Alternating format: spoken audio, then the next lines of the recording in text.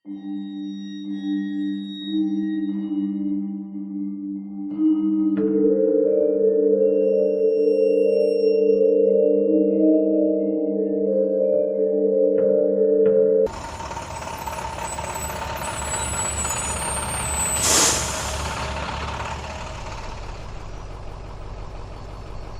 සද්දෙට පරණ ලංගම බස් රථය තුනේ හන්දියෙන් නැවැත්තුවේ බහින්ඩ ඕන එකෙක් ඉන්නවනම් ඉක්මන් කරපල්ලා කියන්නසේ වුණහම රියදුරු සහ කොන්දොස්තර හැරුණු විට එහි සිටි එකම මගියාවුණු සේපාල බස් එකෙන් බැහැගෙන එහි තහඩු බඳට තට්ටුවක් දැම්මේ ස්තුති කරන්න වගේ.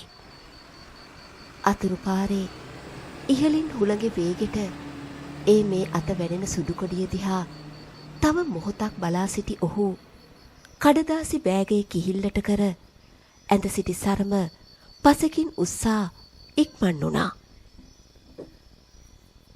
මුදලිහාමි මැරුණා. හැකිනම් එන්න. මෙයට වික්‍රම.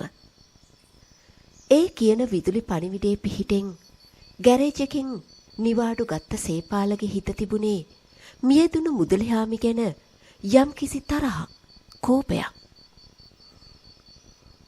ඕක මැරුණා කියලා මං මලගෙදර යන්නේ. එහෙම කියාගෙන නිවසට ගොඩ වූ විගසම තමන්ගේ මවට පවසලා ඇය විසින් බෙදා දුන් බත් මැටි කෝප්පය ගිල දමන්නට වුණේ කොළඹ සිට දීර්ඝ ගමනේ අධික කුසගින්න නිවා ගනිමින්. ඔව්ව දැන් වැඩක් ඇත. පුළුවන් විදියකට මරණයට උදව් කරනෝ මිස මේ පරණ කෝන්තර අවසන වෙලාවක් නෙවෙයි පුතේ. එක්තැන්ව වැතිරී බූරු ඇඳකට සීමා වී සිටින සේපාලගේ පියා එලෙස පවසන්නට වුණේ තම පුතුගේ තරහ මුසු වචන කන වැකීම නිසා. මුදලිහාමිගේ නොමනා ගුරුකම් නිසා ඉනෙන් පහළ අඩපණව ගොස් සිටියත් සානුකම්පිතව අනෙකා ගැන සිතන තම පියාට බැනීම කොයිතරම් අපරාධයක්ද බව දන්නා සේපාල යාන්තමට කණා මැදිරි එළියකට සමාන එළියක් විහිදෙන විදුලි පන්දමත් අතටගෙන නිවසින් පිටතට ගමන තම මිතුරා වූ වික්‍රමගේ නිවස අසල අවසන් කර කීප වරක් උගුරේ රැල් ගිරිල් ඇරියේ එය මිතුරා හොඳ හැටි හඳුනන බව සහ සුද්දෙන්ම දන්න නිසයි. සේරම ලෑස්ති. සුදු බණ්ඩාර ගුරුනාන්සේ කියපු විදිහට මලගෙදරින් 5 මිටයි වල කැපුවාම එතනින් 5 මිටයි ගන්න ඕන. එව්ව ගන්න කලින් මේ තඹසුරේ මිනිය දකුණු උරපත්තට යට කරන්න ඕන.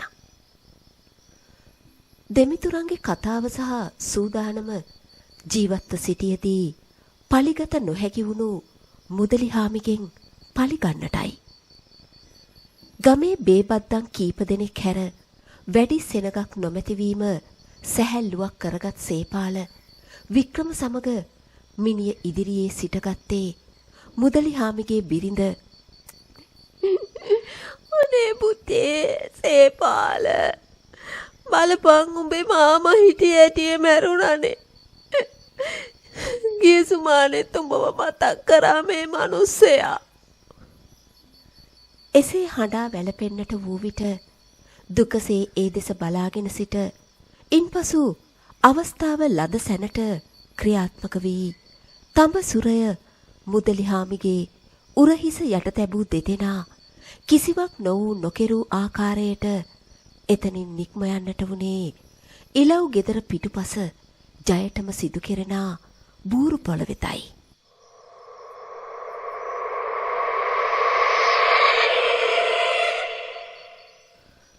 පහුවදාට එළි වෙනකන් ඉවසිල්ලක් නැතුව හිටිය සේපාල සහ වික්‍රම මිනි වල කපනා රාජකාරිය තමන්ගේ උර මතට ගත්තේ එහිදී සිදු කරන්නට ඇති රහස් කටයුත්තක පහසුව නිසයි.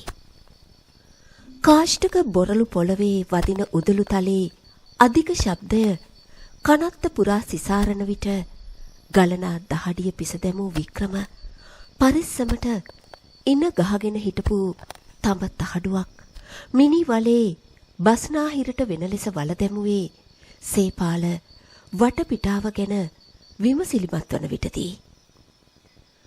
හවස මලබෙර හඬ මැද කනත්තට රැගෙන ආ මුදලිහාමිගේ දේහය සහිත පෙට්ටිය වලදාපු නෑසිය හිතවතුන් පිටව යන්නට වුණේ සේපාල වල උඩ පහනක් දල්වනා අයුරු ශෝකයෙන් බලා සිටයි. හිතන් ඉන්නේ මූ මැරුණ එක මට හරි දුකක් කියලා. අවසන් එකත් නොපෙනී යනතුරු මුනිවත රැකගත් සේපාල එසේ පවසා පත්තු කළ පහන නිවා දැමුවේ කුරිරු සිනහවක් මුව රඳවාගෙන මිතුරා දෙස බලමින්. ජීවත්ව සිටිනා තුරාවට තමන්ට සහ තම පවුලට කළ නොපනත්කම් වලට මුදලිහාමිගේ මලකුණෙන් පලිගැනීමට හැකිවීම ඔහුගේ සිත වෛරයෙන් පුරවා තිබුණා. සුදු බණ්ඩාර ගුරුන්නාන්සේගේ සියලුම පැවරීම් සහ ඉල්ලීම් අකුරටම ඉටු කළ දෙමිතුරෝ බලා සිටින්නට උනේ එදින මධ්‍යම රාත්‍රිය ලබන තුරුයි. ක්‍රමක්‍රමයෙන් කාලය ගෙවී රාත්‍රී 10 පමණ වන විට සුදු බණ්ඩාරගේ පැමිණීම සමග වල දැමූ මිනිය නැවත ගොඩ ගැනීම ක්‍රමක්‍රමයෙන් සිදුවෙන්නට වුණේ අහල පහල නිහැඩියාව විඳිමින්. පන්දමක් දල්වා කුඩා මල් පහනක් ළඟ තැබූ මැදි වයසේ සුදු බණ්ඩාර උවමනාදේ පවසමින් මතුරන්නට වුණා. 10 පෙරාගෙන නැවත පාදාගත් මිනී පෙට්ටිය වල තුල තබා මුදලිහාමිගේ මලකුණ පමණක් ඔසවා ගොඩටගෙන පැදුරක් උඩ තැබූ සේපාල සහ වික්‍රම ඊළඟ අදියර සුදු බණ්ඩාරට සහ ඔහුගේ ගෝලයාට බාර කර පසෙකට වුණේ මල මූසල නිහැඩියාව බිඳිනා බකමූනෙකුගේ හඬට සිතින් ගැස්සෙමින්. සුදු බණ්ඩාර ක්‍රමයෙන් ක්‍රියාත්මක වන්නට වුණා. ඔහුගේ නියෝගයට අනුව මලකුණේ ඇඳුම් ක්‍රමක්‍රමයෙන් ඉවත් කළ ඔහුගේ ගෝලයා දෑත් දෙකකුල් තදකොට ගැටගසන්නට වුණා.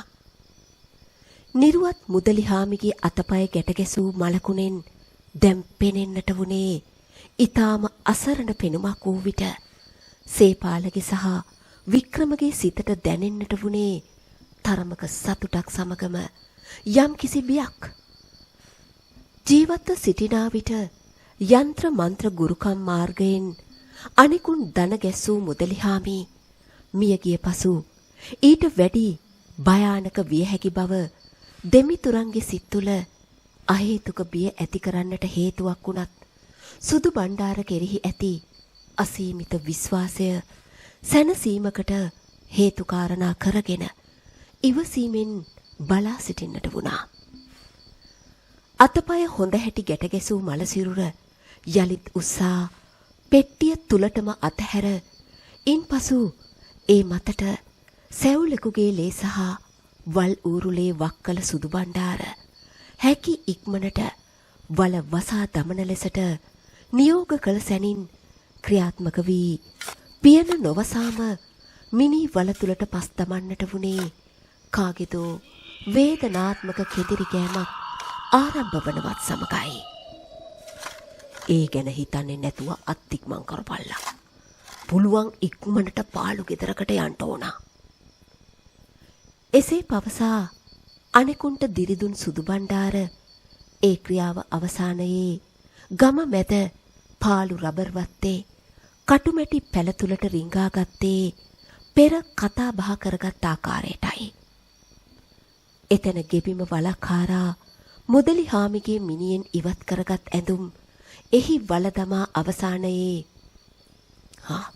වරෙල්ලා ආන් අතනට ගිහින් බලාගෙනමු. හරියටම වැඩේ හරිනම් ඌ එනවා උතන්ට. එසේ පවසා සුදු බණ්ඩාර අසල කුඩා ගල්කුලකට මුවා වී බලා සිටින්නට වුණේ තම ගුරුකම පිළිබඳව අසීමිත විශ්වාසයකින්. සේපාල වික්‍රම සහ ගෝලයා එකිනෙකාගේ ශරීර තුලට තෙරපෙමින් ගුරුන්නාන්සේ පෙන්නූ මග දෙස බලා සිටින්නට වුණේ මධ්‍යම රාත්‍රියේ හඳ එළියේ උපකාරයෙන්.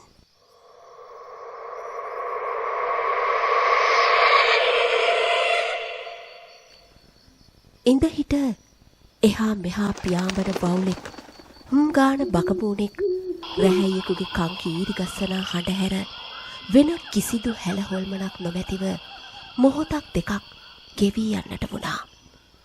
හිටි හැටියේම කොතනක හෝ සිටි වවුල් රෑනක් කාටදෝ බිය වූ වාසේ කලබල වී ඒ මේ අත පියාඹන්නට වුණේ සේපාල සහ වික්‍රමගේ සිත් බීතියට පත් කරවමින්. කලබල කරන්න එපා බොලව්. පොඩ්ඩ එහා මෙහා වුණොත් බෙල්ල නැතුවයි යන්න වෙන්නේ. සුදු බණ්ඩාර කලබල වූවන් සංසුන් කරන්නට වුණා. පාළු රබර් වත්තේ කෙළවරකින් ඒ අතට මේ අතට වැනෙමින් කිසිවෙක් එන අයුරු හඳ එළියේ ආධාරයෙන් දැන් ඊටාම පැහැදිලිව දැකගත හැකි වූ සියල්ලෝම ඊටාම නිහඬව ඒ දෙස බලා සිටින්නට වුණා. ඒ පැමිණෙන්නේ අතපය ගැට ලෙහාගත් නිරුවත් මුදලි හාමිගේ මලකුණ බව දුටු සේපාල තම දෑතින් මුව තදකර වසාගත්තේ වේගයෙන්. මියගිය තම මාමා නැගිට පැමිණෙනවා කීම හිතලුවක්සේ සිතුවත් දැන් තම ඇස් පනාපිට එය සත්‍යක් වී ඇති නිසා සේපාල තව තවත් භීතියෙන් පිරී යන්නට වූ විට වික්‍රම තදකොට සේපාලගේ උරහිසක් මිරිකන්නට වුණේ බිය නොවී සිටිනා ලෙසටයි.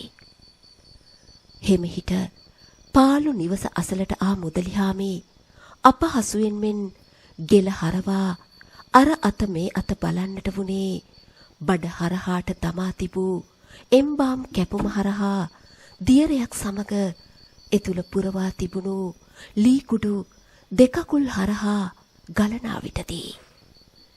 ඉන්පසු නිවස තුලට වැදී මහා හඬින් හඬා වැටෙන්නට hina වෙන්නට වූ විට ආන්න හරි ඉක්මන් කරහන් සේපාල මේ පිදේනි ටික දොරකඩ ළඟින් තියපන්. ඒක වෙන්න ඕන උඹගේ අතින්. හා ඉක්මන් කරහන්. වැරදිලාවත් ඌ කතා කෙරුවට ඒ දිහා බලලා කතා කරන්න එපා. මේක හරියට සිද්ධ වුණොත් හිතු විදිහට අපිට වැඩ ගන්න පුළුවන්. හා ඉතින් ඵලයන්. සුදු බණ්ඩාර එලෙස පවසන්නට වූ විට වික්‍රමගේ සිත තුළ බියක් දැනෙන්නට උනේ බය බිරාන්ත වී සිටින තම මිතුරාගෙන් සුළු හෝ වරදක් වුණොත් තමන් සියලු දෙනාට අත්වන ඉරණම ඉවෙන්මෙන් දැනුණු නිසයි. ඒ නිසාම ඔහු සුදු බණ්ඩාරගෙන් විමසා සිටින්නට වුණේ තම මිතුරාගේ තනි නොතනියට තමන්ට යා නොහැකිද කියලයි. කට වහගෙන ඉඳපන්. ජෝඩු දාලා ගිහින් කොරන්ට මෙව්ව මගුල්ද? එසේ පවසා සේපාල හෙමිහිට යන අයුරු බලා සිටිනා ලෙසට වික්‍රමට ඉඟි කළා. තම ඇවැස්ස නෑනව පිට ගමකටදී තම මවගේ සියලු දේපල කොල්ල කෑ මවගේ එකම සහෝදරයා සහ තමන්ගේ එකම මාමා මිය ගොස් නැවත පැමිණ ඔහුගේ ඇඳුම් වල දැමූ තැන ඉඳගෙන හිස පාත් කර යම්කිසි දෙයක් මුමුණමින් සිටින අයුරු සිතින් මවාගෙන සේපාල හෙමිහිට පාළු නිවසේ දොරකඩට ලං වී සුදු බණ්ඩාර දුන්දේ එකින් එක බිම තබා හෙමිහිට ආපසු හැරුණත් සේපාලයෝ කොයි බොල මගේ ඇඳුම්? එසේ ඇසූ ප්‍රශ්නයෙන් කලබල වූ සේපාල හිස හරවා මුදලිහාමි දෙස බැලුවේ වේගයෙන්.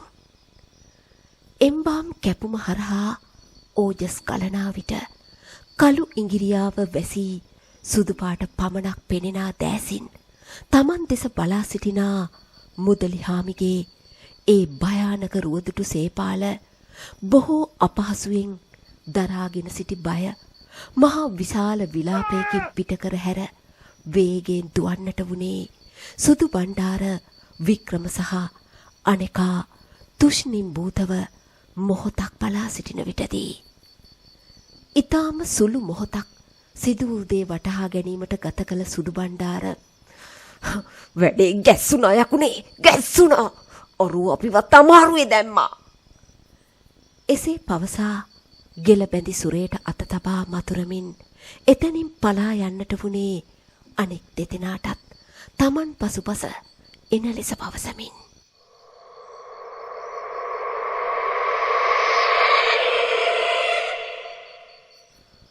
මහ රාත්‍රියේ එක හැල්මේ දුවගෙන ආපු සේපාල මදකට සිහි එළවාගෙන හති අරින්නට කාලයක් ගත කර ඊළඟ තප්පර කීපයේ තම නිවසේ පිටුපස දොර ඇරගෙන තමන්ගේ කාමරයට වැදී ඉහ හිට පොරෝණය පොරවාගෙන දෙවියන් බුදුන් සිහි කරන්නට වුණා. තම නිවසේ පොල්ලතු වහලය මතට හදිසියේම වසාගත් බකමූණෙක් නොනවත්වා උගේ හඬ ආරම්භ කරන්නට වුණේ ළඟ ළඟ පැමිණෙනා අනතුරක ඉව සේපාලට අඟවන්නට වගේ. මිතුරන් තනිකර පලා ආ වරදකාරී හැඟීම සිතට පැමිණියත් මුදලි හාමිගේ භයානක රුව දැස් ඉදිරියේ මැවී පෙනෙන්නට වූ විට උන්ට ඕන දෙයක් වුණාවේ මට බේරෙන්න ඕන මං ආපහු කොළඹ යනවා.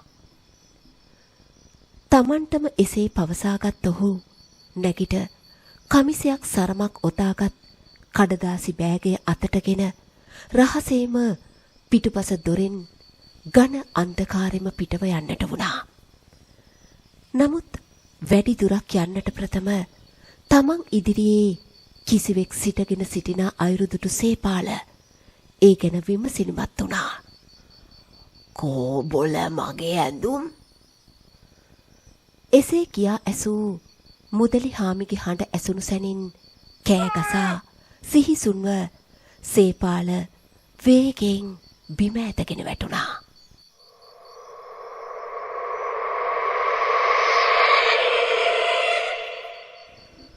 ගෝලයා සහ වික්‍රම සමග තමන්ගේ නිවසට ආපු සුදු බණ්ඩාර හැකි ඉක්මනට තමන්ගේ සහ නිවසේ ආරක්ෂා අලුත් කරන්නට උත්සුක වුණත් මලකුණක් එක්ක ඔට්ටු වෙලා මොන ආරස්සාවක්වත් දැන් අහයිද ගුරුන්නාන්සේ කියා ගෝලයා ඇසූ විට මේ නොදන්න අටමගලයක් කතා නොකර ඉඳපන් බං. මුදලි හාමියා මහසෝන් හෝරාවට නැගිටලා ආවේ. ඒක දිහා බලලා සේපාලයා අපිව අමාරුවේ දැම්මා. මුදලි හාමි අනිවාර්යෙන් මේ දිහාවට එනවා.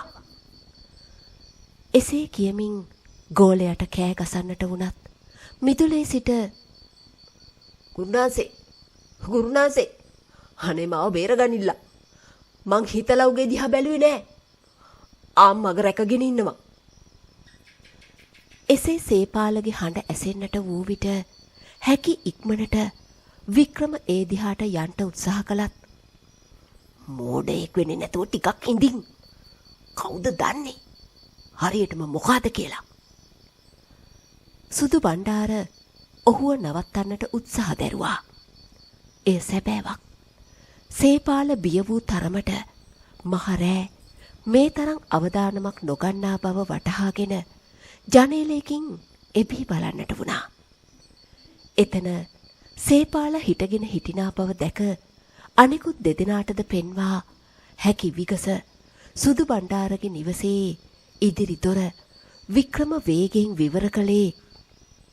සේපාල ඉක්මනට වරෙන්. උඹට කරදරයක් වුණේ නෑ නේද? එසේ අසමිනුයි. කිසිවක් නොපවසාම නිවසට ආ සේපාල එහි කොනක වාඩි වී දෙකකුල් අතර හිස හොවා මහා හඬින් හඬා වැටෙන්නට වුණේ. යකඩෝ අරුන්ද හෙළුවෙන් හැම තැනම යනවා. එක අතකට අපි මල මිනියකට එහෙම කළ එක වැරදි පවසමින්. ඒ සමගම මහා හඬින් හුරුවක් තැබූ සුදු බණ්ඩාරගේ ගෝලයා සිහි නැතුව බිම ඇදගෙන වැටුනේ සියලු දෙනාවම බිය කරවමින්. සුදු බණ්ඩාරගේ ගැප්පර බිරිඳ දෙහැවරිදි දියණියවත් කිහිලි ගන්වාගෙන එතනට රිංගා ගත්තේ. මේ මොන කරුමයක්ද ගුරුනාන්සේ? කරන ගුරුකම පිටතින් නොකර මොකටද ගෙදරට අරන් එන්නේ? මේ පොඩි එකෙක් බය වුණා. එසේ දොස් තබන්නට වුණේ සිහිසුන් එකා දෙස දැස් විශාල කර බලමින්. ඇයව අස්වසා එතනින් පිට කර ගත හැකිවුවත් මේ මොන ජරාවක්ද මේ? මේ ගේ ඇතුලේ මොනවද මේ ලී කුඩු? බිරිඳගේ ඒ වචන ඇසුණු සුදු බණ්ඩාර එදෙසට ඉක්මන් වුණා. සත්‍යයක්. ඕජස් සමග ලී කුඩු ගෙපිම පුරාවටම වැක්කිරී ඇති බව දුටු ඔහු ඉක්මන් කරලා කාමරයට ඵලයල්ලා එළියට එන්න එපයි කියා බිරිඳව කාමරයකට දමා හෙමිහිට ඉදිරි කාමරයේ වෙත ළඟා වුණේ කිසිදු හැල හොල්මනක් නැති මූසල නිහඬතාවය පරදවනා ලෙස මතුරමින්. බිම ඇද වැටුණු තම ගෝලයා එතැනම ඒ අයුරින්ම සිටියත් වික්‍රම හෝ බිම වාඩි වී සිටි සේපාල නොමැති බව දුටු සුදු බණ්ඩාර වෙසමුණි රජුනේ පිංගණ්ඩ ඒ සේපාල නෙවෙයි මුදලිහාමි මගේ අමුදරුව ආරක්ෂා කර දෙන්න. එසේ පවසමින් වතුරා ගෝලයාගේ මුහුණට වතුර ඉස හෙමිහිට දෙකම් මුලට තට්ටු කරන්නට වුණා. ගුරුනාන්සේ හේටිය සේපාලය නෙවෙයි මුදලිහාමියා මොහොතකට ඇස් බුඳ කර බැලුවාමයි දැක්කේ. ඒක දිව හපාගෙන ඇස් කිඩි එළියට ඇවිදින්. සිහිය ලද මොහොතකින් ගෝලයා එලෙස පවසන්නට වූ විට සුදු බණ්ඩාරට දෙවියන් බුදුන් සිහිවෙන්නට වුණේ දිව හපාන හිටියා කියන කියමනත් සමගයි. මැතිරුවේ මහ සොහොන් සමයමට වුවත් සොහොන් යකාගේ බැල්ම මුදලිහාමිට වැටි ඇති බව තේරුම්ගෙන එළිවීමට ඇති ඉතිරි පැය කීපය නොනිදා පහන් කරේ කෙසේ හෝ තමන් සහ තම දරු පවුල ගලවා ගැනීමේ ඒ කායන අරමුණෙන්.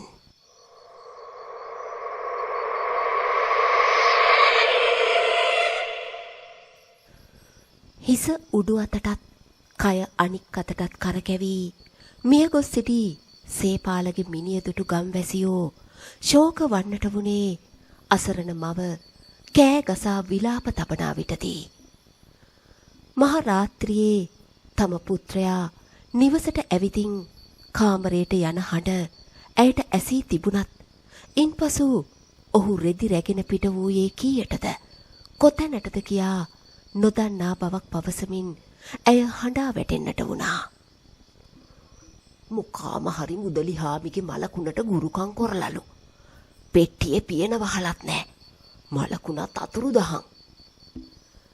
ගම්වැසියෝ එකිනෙකා රහසේ කතාබස් කරන්නට වුණේ සේපාලගේ අකල් මරණයට හේතුව ස්ථීරවම දැන නොදැන වගේ. වික්‍රම ආගියාතක් නෑ. සේපාලව අභිරහස් ලෙස මරා දමා තිබුණා. ගමම එක එක කතා කනින් කොනින් මුමුණා තීන්දු දෙන විට සත්‍ය ඇති සැටියෙන් දන්නා සුදු බණ්ඩාර තම ගැබිනි බිරිඳ සහ කුඩා දියණිය මහ පාන්දරම මහ ගෙදර පිටත් කර හැර කිසිවක් නොවූ නොදන්නා අයුරට හොර රහසේම මුදලිහාමි නවතාලන්නට කටයුතු කරන්නට සූදානම් වුණා. එය නිවැරදිව කිරීමට නම් වික්‍රමගේ මලකුණ සොයාගත යුතු අතර ගම්වැසියන් කඩි ගුලක්සේ ඇවිස්සී සිටින විට එය කළ නොහැකි තැන මොනවම හරි කරලා වික්‍රමයාගේ මලකුණ හොයලා වැළලුවේ නැත්තම් අපි දෙන්නත් ඉවරයි.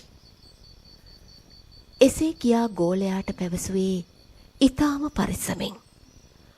රහසේම ක්‍රියාත්මක වී කරන්නට ඕමනා දේ කිරීමට වග බලාගත් ඔවුන් ලඳු කැලෑ බඩවැටි පීරන්නට වුණේ එදින රාත්‍රියට පෙර මලකුණ සොයා ගැනීමේ දැඩි අධිෂ්ඨානයෙන්.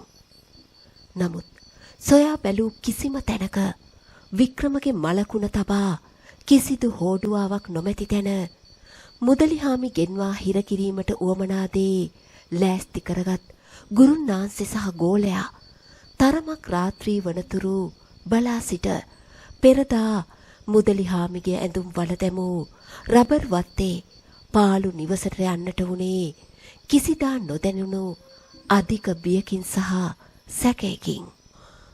ගුරුනාසේ අන්න එතන හාරලා නිශ්ශබ්දව කටයුතු කිරීමට කරගත් කතිකාවත් අමතක කර ගෝලයා එලෙස කෑ ගැසූ විට රවා බලමින් ඔහුව නිහඬ කළ සුදු බණ්ඩාර ඉහ අත බදාගෙන කල්පනා කරන්නට වුණා. නැවත හාරා තිබූ වල තුල අමුත්තක් දුටු ඔහු මනාව එය පරීක්ෂා කරන්නට වූ විට එතුල ඇත්තේ මිනිස් අතක් බැව් දැක දෙවියන්ටම ඔප්පු වුණාවේ මේ වික්‍රමගේ අත. ඔව් මේ බලහන් උගේ ඇඟිල්ලේ තිබුණු තඹ මුද්ද. කටේ කෙලසිඳී උගුරකට වියලී ගිය සුදු බණ්ඩාර කෙඳිරි ගාමින් පවසන්නට වුණා.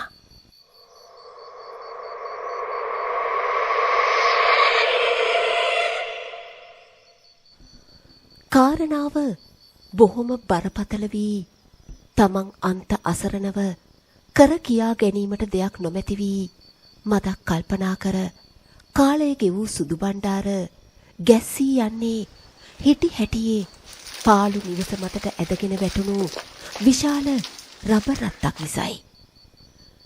ඉන්පසු පැවති නොසන්සුන්කාරී සුළඟ සහ රාත්‍රී සතුන්ගේ කලබලය තව දුරටත් ඉවසාගෙන නොසිටිය සුදු බණ්ඩාර සහ ගෝලයා ඉක්මන් පියවරින් එතනින් පිටවීමට තීරණය කළා. නමුත් ඔවුන්ගේ පිටුපසින් ඇසුණු වේදනාත්මක සහ අති බිහිසුණු විලාප හඬ දුවපන් සේන දුවපන් ඒ සෝන් යකා. එසේ පැවසූ සුදු බණ්ඩාර තම ගෝලයාවත් ඇදගෙන ඝන අඳුරෙම ඉදිරියට දුවන්නට වුණේ ළඟ ළඟ පැමිණෙනා මාරයාගෙන් ගැලවීමේ අරමුණෙන්. මොන තරම් ගුරුකම් කටයුතු කරත් මෙතන තමන්ට වැරදුණු බව දන්නා සුදු බණ්ඩාර සේන මේ සුරේ ඉනේ ගැට ගහගනින්. අපි පුළුවන් ඉක්මනට පන්සලට යන්න ඕන. එසේ පවසමින් ඉස්සර වුණේ ගෝලයා අතට යමක් තබමින්. කිසිදාක තව එකෙක් අමාරුවේ නොදා සිටි සුදු බණ්ඩාර මේ මොහොතේ තම ගෝලයාව මාරයාට කැපකර තම ජීවිතය ආරක්ෂා කර ගැනීමට කපටි ලෙස කටයුතු කළත් ඉවෙන්මෙන් එය දැනුණු සේන සුදු බණ්ඩාර විසින් තම අතට දුන් සුරය රහසේම ඉවතට වීසි කර දැමුවා. පන්සල පේන නොපෙනෙන මානයේ තම මග හරස් කර තට්ට හිස සහිත මුදලිහාමි හිටගෙන සිටිනවා දුටු සුදු බණ්ඩාර උඹ සුරේ ගැට ගහගත්තේ නැද්ද? එසේ සේන දෙස බලමින් කෑකසා ඇසුවේ සුරය සේන ගැටගසා සිටියා නම් මුදලිහාමි සිටින්නට ඕනා සේනට පිටුපසින් මිස තමන් ඉදිරියෙන් නොවෙනා බව ස්ථීරවටම දන්නා නිසයි. වසර ගණනක් බැල මෙහෙවර කර කිසිදාක තම ගුරුවරයාට පිටු නොපෑ සේන මේ මොහොතේ එතනින් පලා ගොස් විහාරගෙයි මල් ආසනය යටට රිංගාගෙන ගුලි වුණා.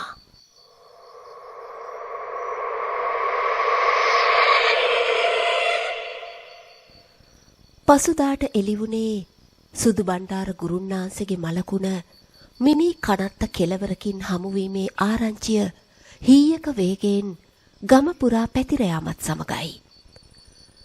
උදෑසන බුද්ධ පූජාව තැබීමට විහාරගෙට ගිය කීප දෙනෙකු සිහිසුන් සේනව දැක ස්වාමින් වහන්සේලාගේ උපකාරයෙන් ඔහුව සිහි ලබාගෙන සිදු වූ දේ අසා විමසන්නට වුණා.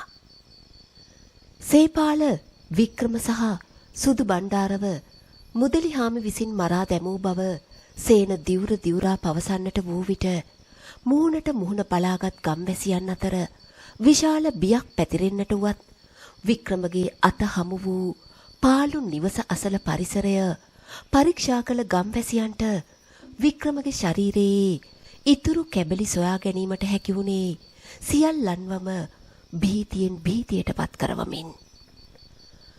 කාලය ගෙවි සියල්ලම සිදු වී මාස 3කට පසුව මියගිය සුදු බණ්ඩාරගේ ගැබිනි බිරිඳ පිරිමි දරුවෙක් බිහි කළත් ඔහු උපතින්ම අංග විකල වුණේ උදරය හරහට කැපුමක ආකාරයේ විශාල උපන් ලපයක් සහිතවයි. ඒ වගේම හරස් අතර තමයි මුදලිහාමිගේ බඩමැද කපලා තිබුණේ එම්බාම් එකට. කාලය කෙමින් ගෙවී ගොස් වසර 3කට පසුව අංග විකලව උපන් දරුවා මිය ගිය අතර එක දිනක රාත්‍රියේ ගම් වැසියෙක් දකින්නේ බඩ හරහට විශාල කැපුමක් සහිතව නිර්වත් දරුවෙක් පාර හරහා සිටගෙන හඬමින් සිටින අයුරුත් වයසක හඬකින් උඹ දැක්කද මගේ ඇඳුම් කෝ කියලා ඇසූ බවත්. හොඳ හැටි බිය වූ මිනිසා ගොඩ ගැනීමට කට්ටඩි කීප දෙනෙක්ගෙන් සමන්විත විශාල තොවිලයක් යාතිකාවක් කිරීමට සිදු වූ අතර ඉන් පසුවත් ගමේ තැනින් තැන අද්භූත සිඟිත්තා දැක බියවීම දිගින් දිගටම සිද්ධ වුණා. එය අදටත් එලෙසම සිදු වෙමින් තිබෙනවා. මහ රාත්‍රියේ නගරයේ සිට පැමිණෙන අන්තිම බසයෙන් බැසගෙන යන ඔබගේ රාත්‍රී වැඩමුරේ නිමා වී යතුරු පැදියෙන් යන ඔබගේ මග හරස් කර "කෝබල මගේ ඇඳුම් උඹ එව්වා දැක්කද?" එසේ අසනු ඇතැයි කාට නොසිතේද?